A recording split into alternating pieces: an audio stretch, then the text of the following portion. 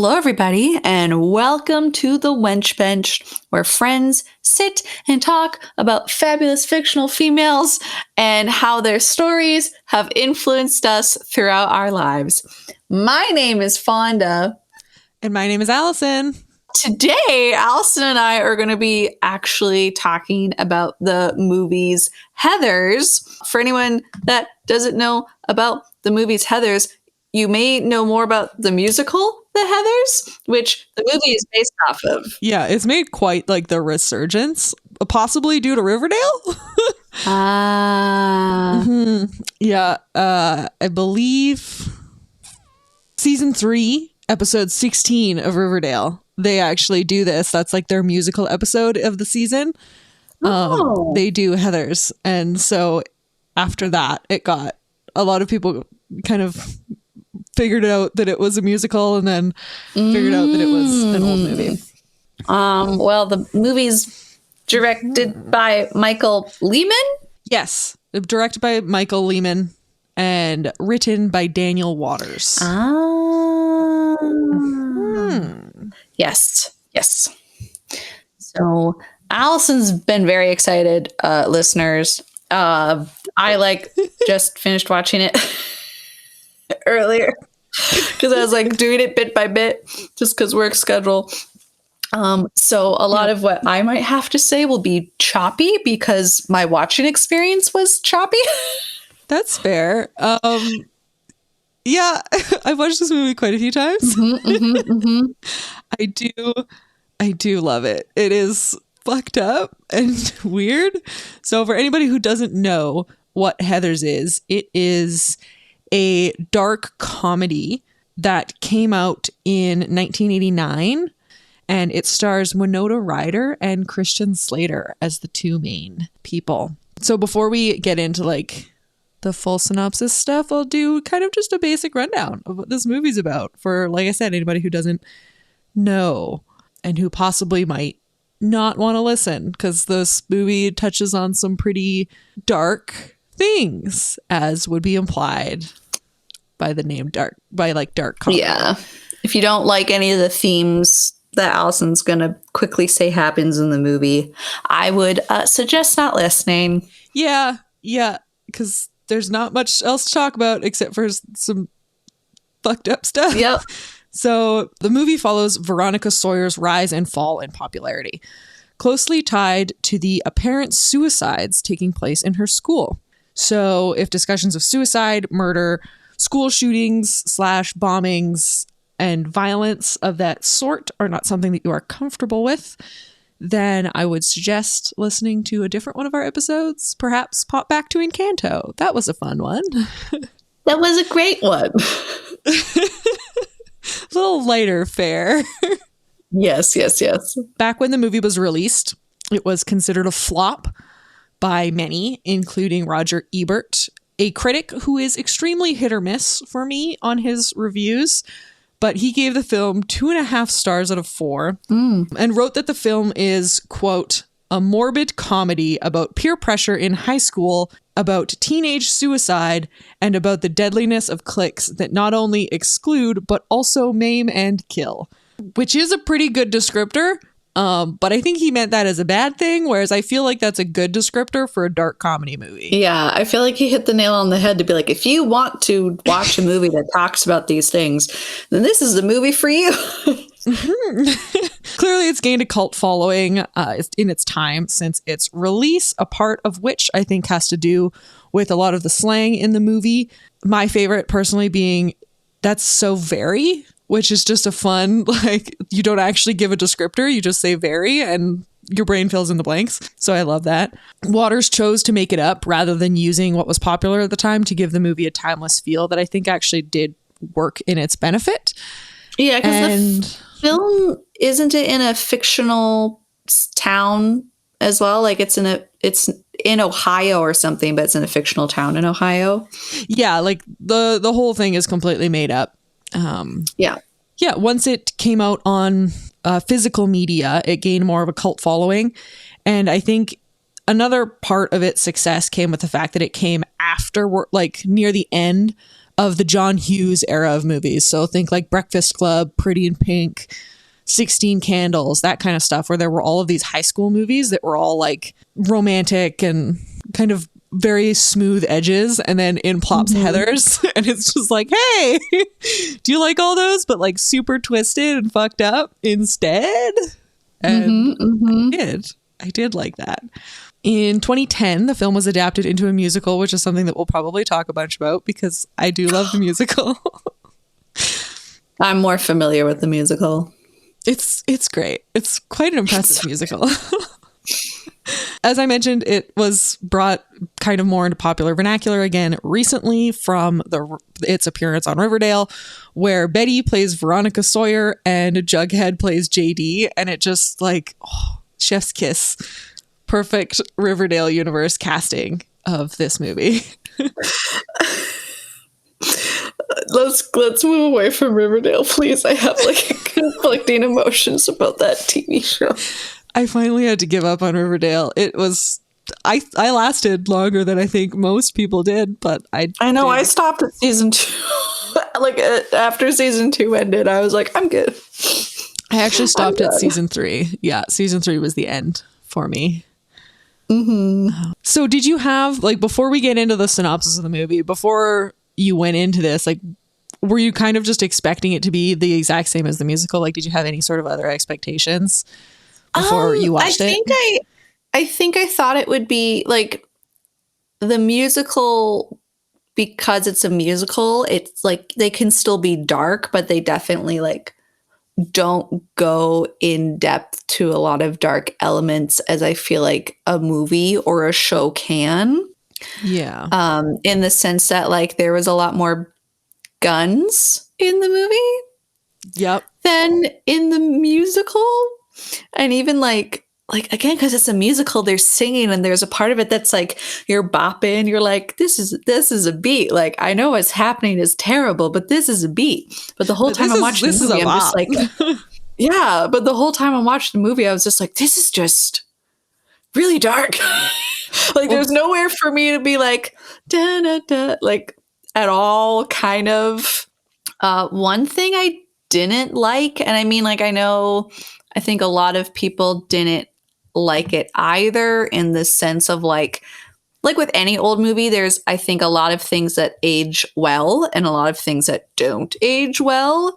Yes. And there were a handful of things that I didn't vibe with, and I felt so I was more so aware of it because of the movie, which was like JD came up with a plan with Veronica to pretend that 2 football players were gay. Yeah, the homophobia is strong in this movie. Yeah, and faking like a suicide because they couldn't be together. Like that part, I was like, again, just like, I think the musical obviously also was doing everything based off of a show, but for some reason I feel like musicals can tend to age a little bit better than some movies can. And I didn't realize that until watching the original. Yeah, like because the musical brings like a almost farcical, like more obviously satirical kind of tone to the whole movie. Whereas or to the whole storyline. But when you watch it in the movie form, like it is satirical. Like 100% the movie is intended as satire. Like that's the point of it. Mm-hmm. But it doesn't necessarily translate as quite as like laugh out loud funny as something would when you're dancing on stage. So I completely get that.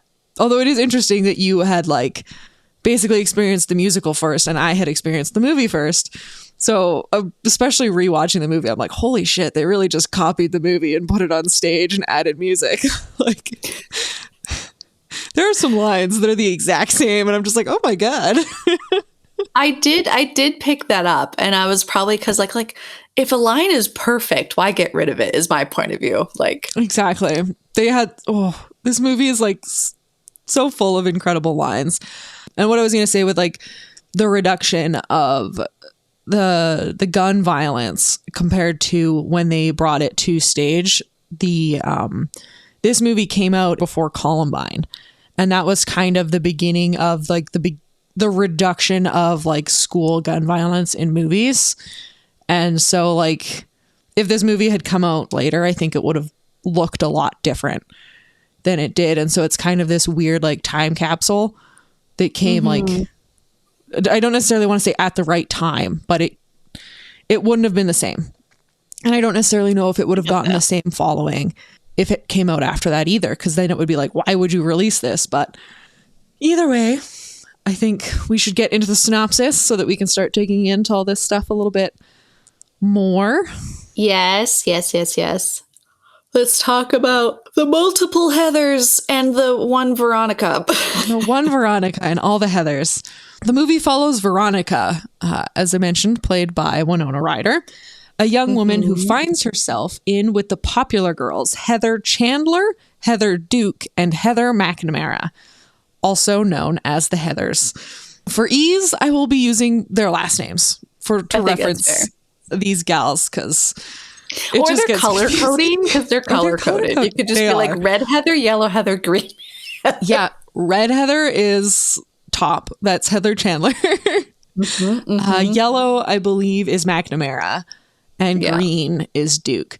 But it's and they play croquet, which is hilarious, and then they all play the same colors as what they wear, and it's just the oddest choice. It just adds to the surrealism of the whole movie itself. I think it also, just like to dive, I think, into one aspect, it felt very like hierarchy. Yes. If that made sense. Like versus in Mean Girls, where they all wear pink and I mean, they're in a public school, they can kind of wear whatever they want. But there was never a sense of like them having to wear other things to be identified as like who's the top Heather and who's sort of like on the bottom ring of the popular girls, versus I felt like in the movie, Duke, the one that wears green. Yeah. Like she seemed so obsessive of the color red. And I think that's because she wanted to like be on top. So that's another thing, is the color coding of the Heathers is definitely done purposefully. Oh, 100%. Like it is a choice. And I mean, Heathers walked so Mean Girls could run. It's true. Yeah, I feel like Mean Girls very much carries on like a part of the spirit, like that kind of satire, overblown idea of like high school Mean Girls, and kind of tones it back a little bit, a little less with the murder. Put that aside. More socially mean. More social murder. That's better for sure. Chandler is the top, as we had mentioned, and she often wears a lot of red, including an iconic red scrunchie that basically is like her popular crown. Like this red scrunchie identifies her as the most popular girl in school, and nobody fucks with Heather Chandler. So we see that they are in a tenuous friendship with Veronica, who is growing ever more similar to these cruel girls she is spending time with. During this time, we also meet Jason Dean, also known as JD, played by Christian Slater, a rebellious outsider who makes a bang at school, literally, by using a gun loaded with blanks to scare off two bullies named Kurt and Ram. One night at a college party, Veronica throws up on Chandler, so she swears to ruin her life. Veronica seeks comfort in JD, who just, for some reason, decided to sneak into her window at night, and the two hook up and plot to take preemptive revenge on Chandler. The two give her a fake hangover cure that was just supposed to be gross, but JD had filled a glass with drain cleaner instead. And unbeknownst to Veronica, she gives Chandler the drain cleaner, who then dies and falls into a table in like the most dramatic death scene, which I don't actually think that that's how somebody would die if they drank drain cleaner, but it's fine. They end up then making it look like a suicide rather than a murder. So they write this completely bullshit suicide note, and the cops buy it immediately because the cops are absolute fucking idiots in this movie, which is also a great little plot point that they threw in, that they're all just dumb. So dumb. So after the funeral, McNamara asks Veronica to go on a double date with Kurt and Ram, which she reluctantly agrees to. The date ends with Ram seemingly assaulting McNamara in the background as Veronica runs away from a handsy Kurt to go and run off with JD. The next day at school, Kurt told everyone he and Ram had a sword fight in her mouth, and that upsets Veronica. What? I fucking hated that part. I was just like the whole time I was just giving like the middle finger to the whole situation. The best part is when they sing this in the musical, and they sing. So now when I said the phrase sword fight in her mouth, I like pictured it in musical form, which I think has like, it's already not necessarily like my favorite phrase in the world, but now it just has this weird twinge of hilarity to it that I've become fond of. So clearly Veronica is upset, and JD hatches this plot that we had mentioned earlier where they would fake the suicide of these two boys because they were in a suicide pact together because they couldn't actually be in love, even though these are like the pinnacle example of misogyny and like male privilege. Mm-hmm. But they're secretly gay, which is a questionable thing from movies of that time and still sometimes movies now. Yep. But obviously instead JD fills the gun with real bullets, not fake bullets like he says, and it becomes an actual murder. After this whole situation starts to sort of decay, Veronica has realized that JD is not actually the same. JD is not the good guy that she thinks that he is. He's not trying to protect her. He's not trying to do anything. He's using her as an excuse to do evil things. And so she breaks up with him. Back at school, Heather Duke has now pretty much taken up the mantle of Heather Chandler. And the school as a whole has begun romanticizing teen suicide, turning these three arguably pretty shitty people into these like icons. You know, Heather Chandler is all of a sudden this super kind, giving person.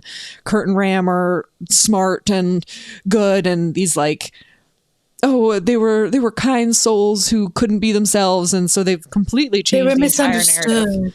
Yes, and so we're kind of getting this like weird romanticization of it all. Can I just add a point that as a teacher, I didn't like how they handled the depiction of the serious subject, which is suicide. Like, I mean, it's a movie of the 80s. Not a lot of movies age well, as we talked about earlier, but I really don't think they like treated it respectfully.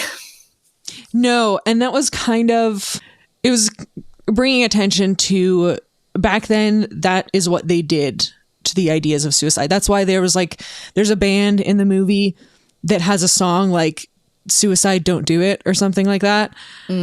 Suicide in general had become this sort of like tragic, beautiful sort of end that has been like twisted and changed. That's like, oh, like you die young, and kind of again romanticizing it as a thing. And so this movie just took that over the top, and it showed just how much people who are left after somebody is able to complete suicide, how they can then use that, and they can manipulate the story, and they can use it as a way to push their own agendas forward. Like there's a teacher who is putting on these stupid sit-ins and is just generally being like the most tone deaf woman in the whole entire world. Oh yeah. And she was like, it's all very intentional. Like this movie knew exactly what it was doing, and it did not want to handle suicide well, because people at that time were not discussing that. They weren't discussing the actual like issues behind it. It was just something to be odd and like embraced almost. But yeah, so it was a weird time. It was, and a time that I don't know. I just heard some of my students talking about the Heathers like a few weeks ago, and I remember just like being like, oh, I should be cautious because, you know, don't want to overhear some stuff, and they're just talking about it. But I remember one of them being like, yeah, like why did they make it seem like a good thing for a high school student to commit suicide and then make it a big deal. And I was like, yeah, just like quietly nodding my head in the background. Like, yep, please don't watch old movies and view them as examples of what we all know currently. To an extent, I believe that old movies actually gave their audience credit. Watching this movie, I do not think that they are glorifying suicide in any way, shape, or form in this movie, but that's because I am a self-aware, knowledgeable consumer of media, which I think because people aren't necessarily consuming media in the same ways, like we had a lot of weird stuff. Now we have so many movies that are the exact same. So when people watch a movie, they're like, well, no, I'm getting exactly what they give me on screen. Whereas a lot of older movies and a lot of weird cult movies that have stood the test of time and are still like popular and talked about are strange and don't just write it all out for you. Like they didn't need to say at the end of the movie, suicide's bad because, well, pretty clear. But unfortunately, I do think that that's something that can definitely be like misinterpreted, especially going back to something now. But again, you go back to something like Breakfast Club or like Pretty in Pink, and it's like, oh man, like the peer pressure and the questionable like relationship dynamics in those old 80s romance movies are just not good. And hopefully people watch that and don't think, hey, that's a good idea, because it's not. So I hope that children who seek out this movie are able to understand the point of it, which is that glorifying suicide is a bad thing. And that sometimes people are shitty. I would hope so, but also some people are starting to like, just on the conversation piece, like when I hear students be like, oh my gosh, I'm so depressed. Or, oh my gosh, like my anxiety or my OCD is just like, you can tell when a student is talking about something and it's like serious and they're understood versus people that are like saying these things to say it because it's almost like the in thing to just use those terms in like a downwatered fashion, I guess. So like, I do agree that we, like a lot of younger people, we need to give them more credit for a lot of things because they are smart. But also I do think in some instances, something can become desensitized. And that's when they don't realize, I think, that they're desensitizing something that should be obviously talked about openly, but still taken with seriousness. And that's all this movie was making me think of, was like, oh. Yeah, and which is why like I love this as a movie to talk to people about. Because it's like, it's not my favorite movie in the whole entire world. Like, don't get me wrong, but I love the characterizations of the women in this movie and how like they each deal with the concept of like of this overblown grief and just the insane circumstances that they're put under and the way that it's all like handled. It's a fascinating movie to discuss, and I think it should be discussed more. Minus the suicide subject, I did feel like the movie was good with being not with being, but like their characters having honest discussions of emotions and like mental health in a way. Like I felt like I could visually see all these things these teenagers were going through.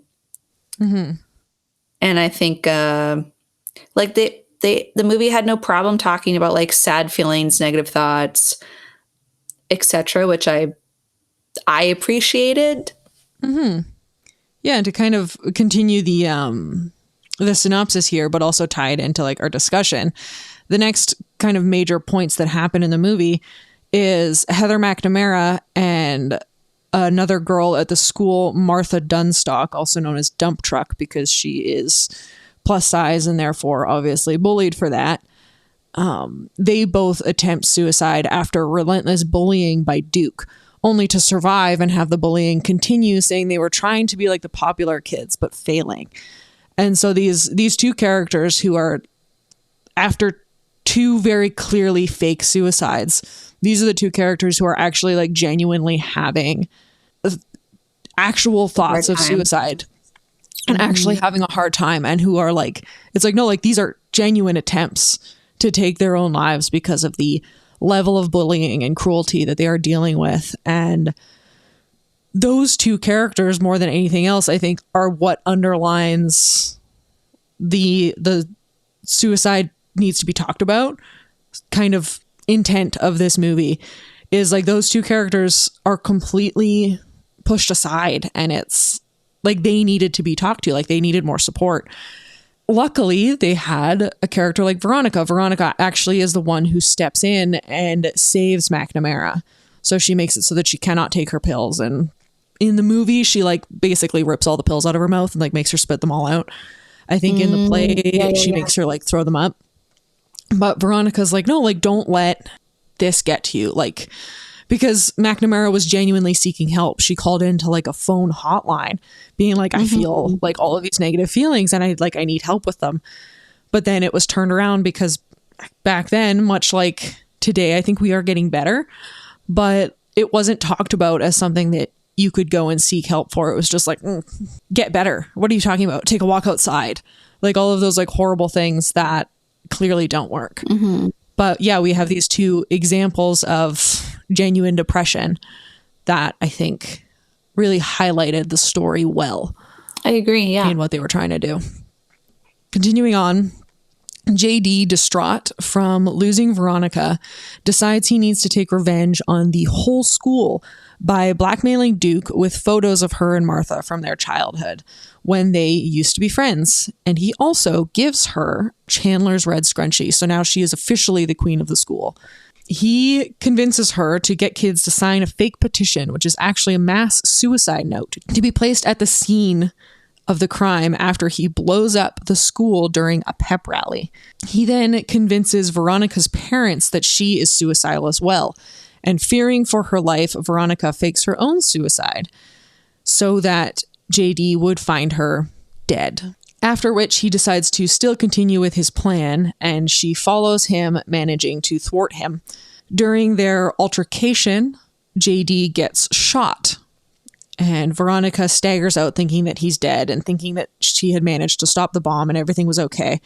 But JD comes outside wearing the bomb now, and he basically says Veronica can clean up this mess that is this cruel, mean high school, and she can make the world a better place. And then he blows up, lighting her cigarette with the explosion, which I think is just iconic and incredible. It was an interesting moment in the movie, I agree. Yes. I was like, interesting, JD. Interesting. All the things to do. And then Veronica goes inside and she takes the scrunchie from Heather Duke and says, we're not going to be shitty to each other anymore because I'm in charge now. And then she asks Martha to be friends, to go watch a movie. And that's the whole story. Yep. It's a wild ride full of questionable things, but yeah, like it's an interesting movie. There were actually 3 possible endings. Oh, I didn't know that. Yeah, the director thinks that he's like, yeah, like he's happy with the ending. But the other endings was JD succeeding in his plot and the school blows up and then everybody is at prom in heaven. I've heard, which I think is a wild choice. But that ties into a quote from the movie that's quite popular where it says the only place that Martha's and Heather's can get along is in heaven, which is pretty cynical. But that that's one ending. The other one is Veronica is actually the one who gets blown up. She ends up saving the rest of the school, but she blows up in the process. And the third had the ending basically be almost the exact same, except for instead Martha comes outside and stabs Veronica, calling her a Heather, and then the credits roll. So very, very different endings, all which would have given the film like completely different trajectories for like the way that the film ends. I am happy with the way that it ended. I think that they did make the right choice, personally. But yeah, I thought those were some different fun endings for some fun facts for y'all. I went to look up some fun facts myself. One thing I did look up is has to do with Winona Ryder, Apparently her agent begged her to refuse the role of Veronica, saying that it would like tarnish her resume or something. But obviously Ryder took it. And I think the movie would be much different without Ryder in it. Oh, yeah. I think she brought something to the film. But that was like something that was like, oh, I didn't know that. Other fun fact that people may not put together, when JD is convincing Veronica to shoot the jocks, Kurt and Ram, he says that they are Klug bullets, which before he says this in the movie, he asks her if she speaks German. She says no. He says, oh, well, these are Klug bullets. The Nazis used them to fake their own suicides, kind of jam. Klug, do you know what that means, Fonda? I don't. No. I lie. He literally says, I lie, and then explains his plot. Yeah. Wow, sir. It's pretty blatant.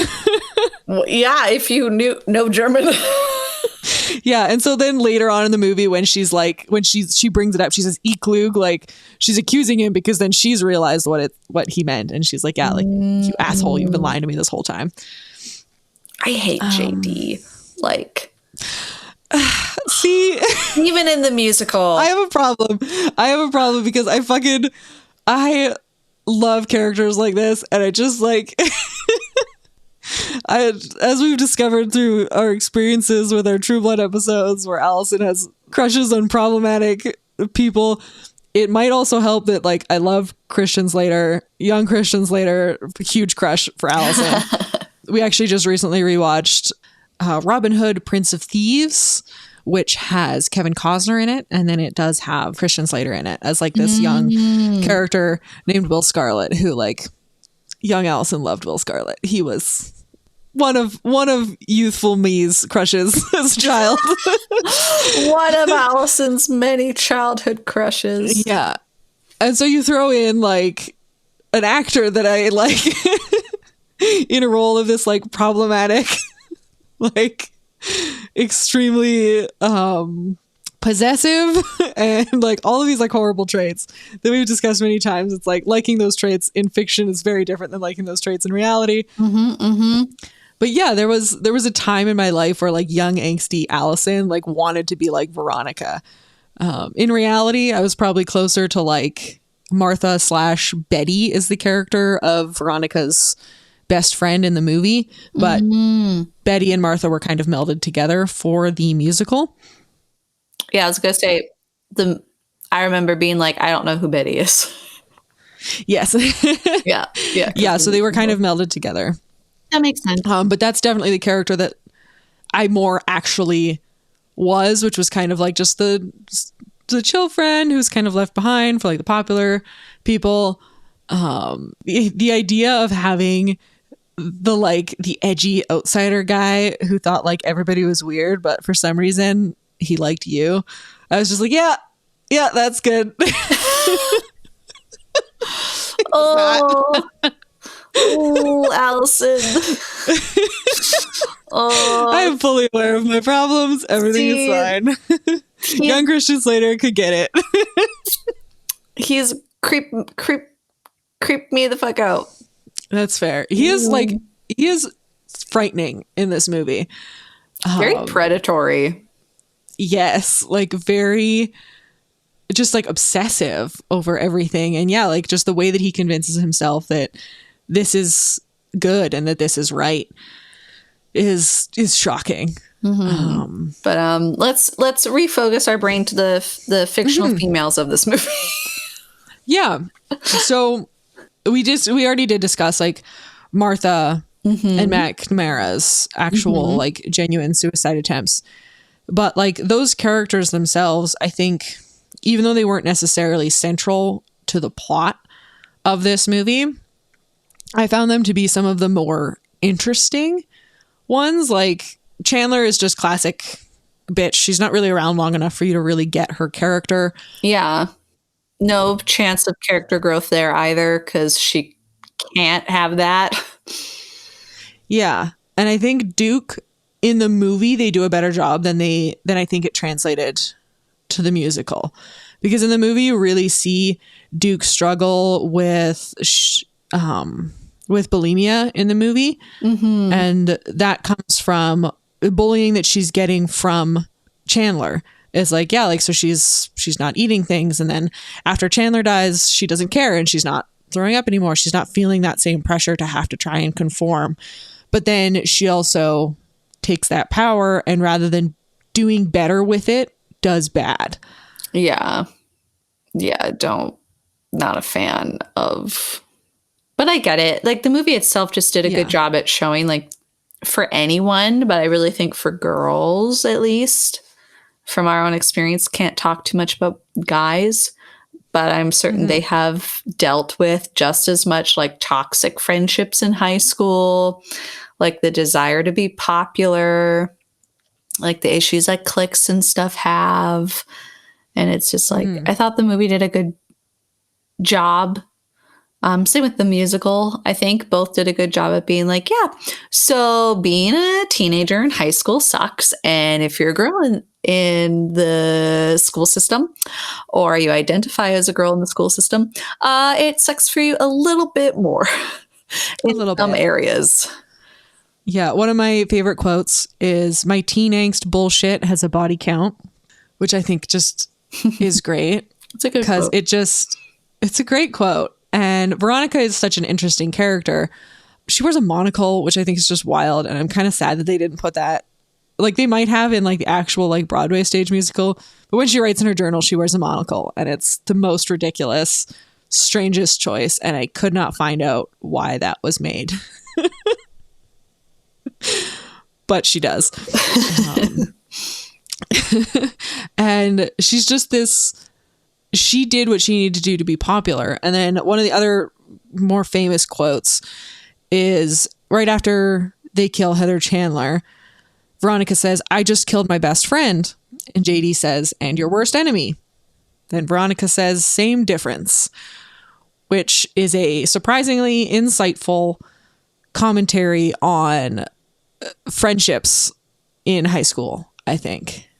Yep. Where like, yeah, like you could get along the best with this person. Like this person is like your best friend, but then they'll say something or do something that like completely embarrasses you and you feel like it's ruined your life, like at a party. And it's like, yeah, like those two things can exist simultaneously. And I don't think that's explored a lot in movies to the same degree that it was explored throughout this movie, which did a great job at kind of feeling around in the world that is toxic female friendships.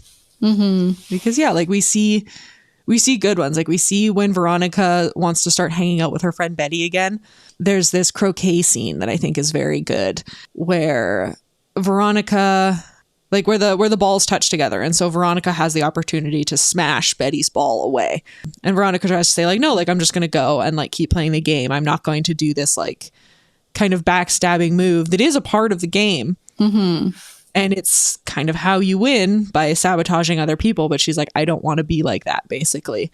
And we had seen earlier on in the movie that that's basically the only way Heather Chandler plays croquet. Like she goes for that. She tries her best to make sure that she can smash your ball as far away as possible. Not even caring about actually winning the game the normal way. She just wants to like fuck everybody else up. And so we see that Veronica, like in this very roundabout metaphor that's thread throughout the movie, we see that Veronica wants to be a better person than Chandler. And she wants everybody else to be better people. But then her friend is like, well, yeah, like that's how you win the game sometimes though. And it's this like weirdly, like, again, insightful kind of comment that is like, yeah, like sometimes you have to be mean. And it's like, it's wild. It's a great metaphor. It's true.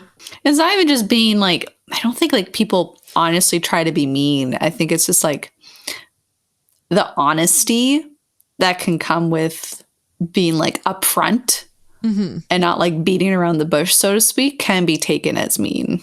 Yeah. Yeah.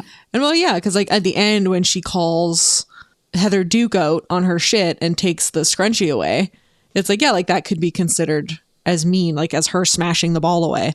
But at the end, it's needed. Like Duke needed to be put back in her place because she clearly couldn't handle being the powerhouse that she was. Yep. But yeah, I touched on a lot of like my comments during the synopsis when we were talking about kind of the performative nature of the way that people used these like infamous suicides as way to get their like 10 minutes of fame. Duke specifically went to all of they have like a scene where she's on like every single news station being interviewed about Heather Chandler. And it's just like, oh yeah, like a lot of us, I think, know people who would participate in that kind of performative grief. Yeah. One of my favorite things that translated into the musical was Kurt Ram's funeral, which I think is just hilarious because it's so over the top. That is the one part that I think is actually like the most surreal in the movie that transitioned well to the musical. Was just like at one point one of their dads is just like, I love my dead gay son. Like it's the most like groundbreaking, incredible thing he could ever say. Like he is the best person in the whole entire world for simply loving his son even though he was gay. And then JD of course comments saying like, oh yeah, like what would happen if your son was actually gay and he was still alive? Which brings up the concept of just like, yeah, like would this very masculine father have still admitted to loving his son if he wasn't dead? Like if it didn't look good, would he have done that? Which brings up a lot more questions, a lot more stuff to talk about. But yeah, that line, just I love my dead gay son, is so fucking ridiculous. And I love it. For the musical, I know you watched it later. And I know that you are telling me to watch the West End version, but do you have a favorite like song from the musical for the Heathers? I have a couple. Yeah. As far as like true bops go, Candy Store. I was going to say that one's like that's one of the ones I was going to tell you out of my two. Yeah. It's all the Heathers singing together, like talking about how Veronica needs to like grow a pair. And it's so good. It has the line, "Why now are you pulling on my dick?" which is perfect slang from the movie that came from the movie.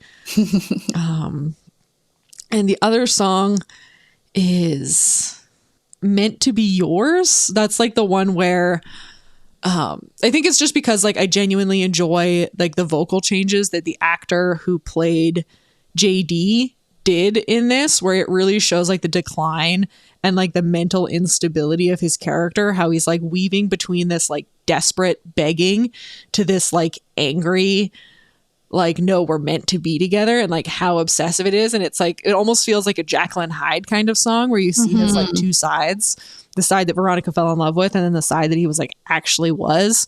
Close next to Dead Girl Walking, which is the Veronica song where she the reprised one or the one you hear before she goes the first one where she decides to where she storms out of the party after throwing up on Heather Chandler. And in this one, because I like it better too, like I like this change better, because after the party, Veronica in the musical hunts down JD doesn't just like show up at her house, like she breaks into his house and is like, you know what, we're gonna fuck. And I'm just like, I respect that. I know. That's the one thing I was gonna say. Like, if you were gonna ask me what difference did I enjoy from the movie and the musical, it was gonna be the fact that Veronica prompted it instead of JD. Yeah. So Candy Store was on my list, and then the other one I was gonna say is Fight for Me. The one where Veronica is singing, like directed at the students. It's like, I think it really speaks to like where she is early on. And I like that one. Yes. Yeah, that one's a good one. I was like, until I watched it on Riverdale, I'd always kind of known of the musical, but I'd never actually listened to it. And now I'm like, why have I never listened to this musical before? There is a production that's recorded on like, that you can watch the whole play on YouTube. Pretty pixely though. Pretty pixely, but then like obviously you can listen to the original cast recording, and then there is like a West End cast, I believe it's West End cast recording. Yes, I think the Heathers musical was in London last year. I think that's also like a recent resurgent for the musical. Yes, yeah, it took quite some time for it to like it was off Broadway for quite a long time from what I remember when I was looking it up. Yeah.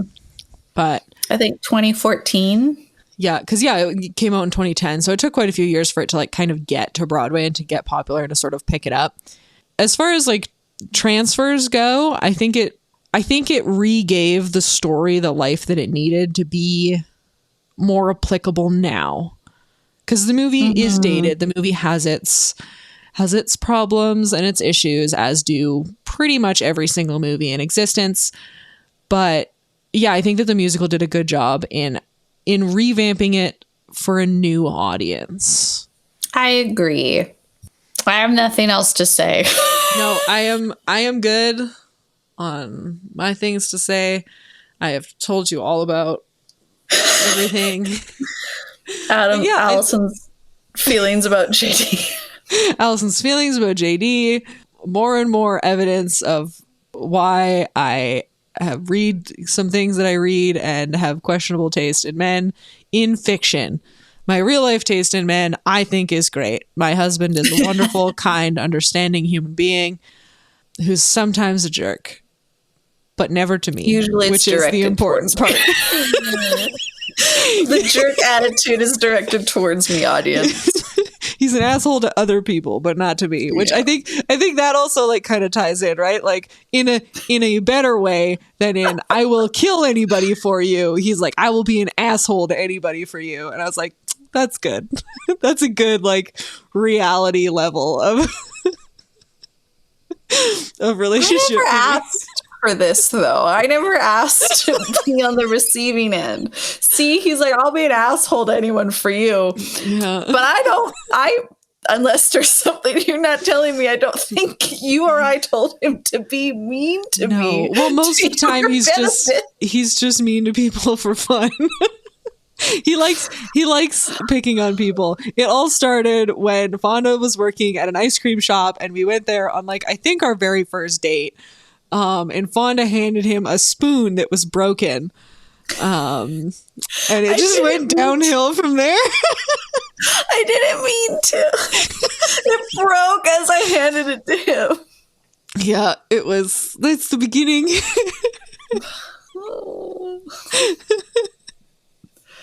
Oh well. But yeah, so that's Heather's. I think it's a really fun, interesting movie to watch and talk about. Yeah, I'd suggest people watch it, check it out. Watch it with somebody, who you can have like an open and honest discussion about it, because it brings up like a lot of interesting topics and different ideas. And yeah, definitely be warned of the subject matter. Like if you don't like that sort of thing, then maybe don't watch the movie. I would say maybe do the musical first and then like ease yourself go from there. Back in time. Back in time. Mm-hmm. Yeah. Okay. Dear listeners, thank you for joining us for another, not a movie watch along, but you know what I mean. Like we watched it, we talked about it, you then listened. It works. You can find us wherever podcasts can be found. So please make sure to rate, review, subscribe if you haven't already done so. Seriously, all three things are great, especially like giving us reviews, I think is really helpful. So please, that's me kissing the review comments we have received. You can follow us on Tumblr, Twitter, Instagram, Facebook, and YouTube at Wench Bench Pod. And if you want to reach out, you can send us an email at wenchbenchpod@gmail.com. All the art for the Wench Bench was designed by the wonderful Tessa Joyce Riecken. You can find her on Twitter and Instagram at Werevile. And thank you for listening. Yeah. Very much. Much appreciated. We'll talk to you again. Yes. Talk to you soon. Bye. Bye. Okay. What are you doing today? We're talking about the movie Heathers that the Heathers musical is based off of. That's a weird movie. It's a super weird movie. Yeah. I didn't like it as much as the musical. The musical does an incredible job. I've listened The to it. movie is dated, to say the least. But I Yeah. still love it. So Too dark humored for you. me. Do I need to go? If you want to stay, you can, but we were literally just about to get started. I was just about to read my opening line. I know that's why I came in, because I have great timing. Oh, your timing perfect timing. is on point. I can procrastinate here really well. You're doing a great job of it right now. Oh, I said Can we pee. leave the dog in here or take her out? Whatever you want. I'm good with either or. Okay. But in this episode, are you gonna sing that one song? Which song? That one song from the musical? There's many songs. Which one?